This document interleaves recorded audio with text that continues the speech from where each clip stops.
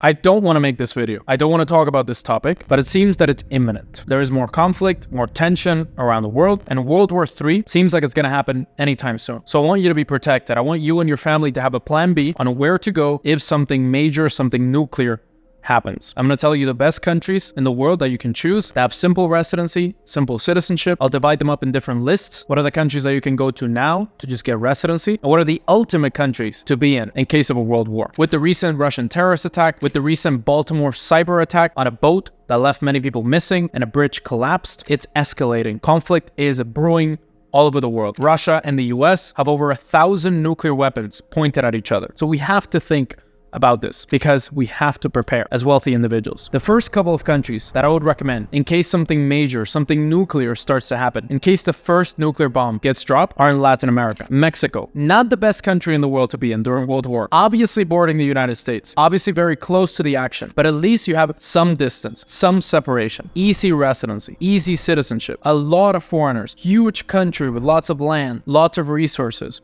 great food, great people that will welcome you. You can go to Mexico City, you can go to the Riviera Maya, down to Huatulco, or to Puerto Vallarta, Punta Mita. You have many different places that are far away from the border, or relatively far away from the border, where you can get an easy residency permit, you can buy property, you can at least have it as an initial plan B. After Mexico, you have El Salvador and Costa Rica. More distance away from the United States, more distance from the action, obviously still close, but you have a lot of land available, water, resources, welcoming populations, welcoming governments where you can easily get a residency permit, low tax or even zero tax, no tax on foreign source income. El Salvador and Costa Rica, you can both live with Bitcoin and crypto. So if everything collapses, banks collapse, fiat money disappears, you can at least live on crypto. You can buy land, relatively cheap land. You have safety, specifically in El Salvador. They've eradicated the gangs, and you have at least a solid plan B away from all the action in the United States and Europe. After those, we start to get into even better options with more land, more resources, more water, more diversity in terms of landscapes. We go to Argentina, easy residency, citizenship in 2 years, new government that looks very promising, beautiful landscapes, huge plots of land available for $50,000, $100,000. Overall, the ultimate plan B. During World War I and World War II, that was the ultimate plan B. South America, Argentina, Brazil, Chile, Paraguay, Uruguay, those were the places to go. When shit goes down in Europe and in the US, that's where you go. And that's, I think, the ultimate plan B for most people, because these are welcoming countries. These are countries that will grant you a residency permit if you show you have income, if you show you have savings, if you buy a property in any of these countries, you can get citizenship after a couple of years. Your children will be born citizens if they are born in one of these countries, and you can be completely away from all the action. And the benefit of being in South America, the ultimate benefit, is that there are no missiles pointed at anywhere in South America. There are missiles pointed at Mexico that would eventually hit Mexico. The radiation would eventually affect Mexico, would eventually affect Africa, would eventually affect Australia, but it wouldn't affect South America. It would affect it at a way lower rate. So definitely, if you're looking at the ultimate plan B, get residency in Argentina. Bit of a hassle, bureaucratic, but you have that as the ultimate option. You can buy extremely cheap property in the capital, Buenos Aires. You can buy extremely cheap land all over the country. If you want a little bit safer, a little bit sleepier, more stable country,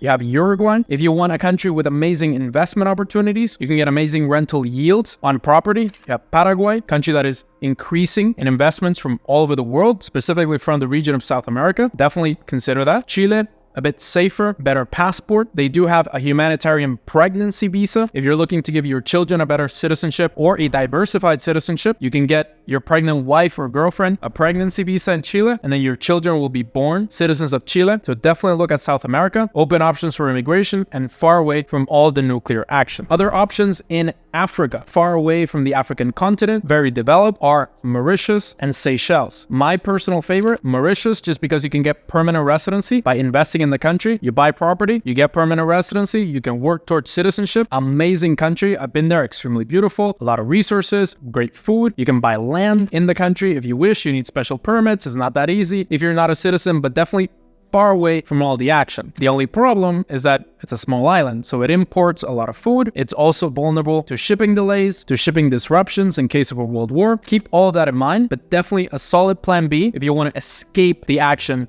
of the rest of the world, of Europe, of the United States, of Russia, of even Asia. If you want to escape the action of all the world and you don't like South America for any reason, Mauritius and Seychelles to an extent could be a solid plan B, as well as other countries in Africa, but I'm not going to discuss them that much because in the case of South Africa, you have a lot of crime. In the case of Namibia, you don't have that much development. In the case of other options like Kenya, you still have some instability and a lot of crime. So even though those are countries that I'm exploring, that I'm interested in investing in, that a lot of our clients invest in, I wouldn't say they're the best in the case of a world war. Now, to another region of the world, I would put New Zealand and islands in the Pacific like Vanuatu into this list. A lot of resources, huge amounts of land. Obviously, in the case of New Zealand, very well developed. Vanuatu, I've been there, extremely beautiful. Again, a lot of cheap land available, a lot of resources. You can grow your own food. You can get citizenship very easily by just investing or donating to the country, far away from all the action. Not going to get any nuclear missiles in Vanuatu. The only thing is that it's a very poor country and it's very prone to typhoons and natural disasters. Which one do you want?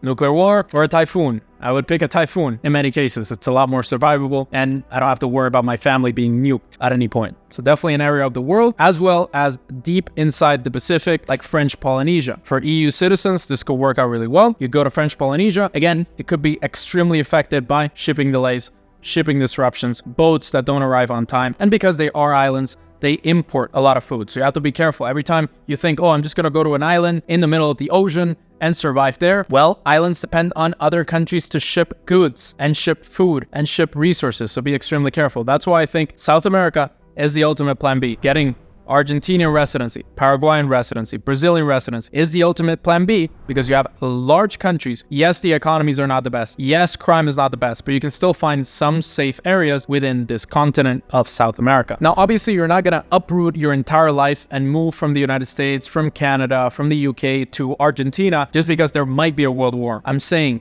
get residency. At least put a plan B together in one of these countries. So at any point, in case your country goes to war, in case in Argentina or any of these countries, they don't want any more citizens from your country. They don't want any more Westerners. You have a residency permit. You have a citizenship from a different country. Maybe get citizenship by investment in the Caribbean. It's much better to be a St. Kitts citizen arriving in Argentina than it is to be an American citizen because they know, oh, Americans, they're at war. We don't want them here. Or a German citizen or a Russian citizen. Get a neutral citizenship that doesn't make immigration think, ooh, this is a risk. They're at war. We don't want any of this. We don't want any risk. We don't want any spies. But a St. Kitts citizen, a neutral citizen, Serbian citizen potentially could enter one of these countries in the event of a world war with a lot less hassle. And really quick, if you want to be part of an exclusive community of wealthy expats from all over the world, the link is in the description. $99 a month might save you and your family's lives. Check it out in the link in the description. If you want to get a second citizenship in as little as 3 months, definitely check out this video right here on 12 countries that will give you citizenship for you and your family in exchange for an investment in as little as 3 to 6 months. Definitely check it out right here.